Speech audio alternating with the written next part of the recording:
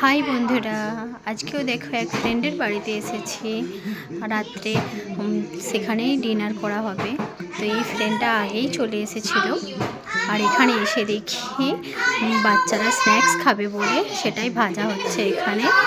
আর এসে দেখি আমার ফ্রেন্ড সব রান্না বান্না করে পুরো রেডি করে রেখেছে, সেটাই তোমাদেরকে দেখাচ্ছি। এখানে আলু ভাজা, পটল ভাজা, আর এটা হয়েছে মটন, আর এইদিকে হয়েছে চিকেন কষা। আর ফ্রেন্ড তো মটন খায় না, আর ফার্স্ট টাইম মটন বানিয়েছে, তো আমরাও ফার্স্ট টাইম তার হাতের মটন খাবো।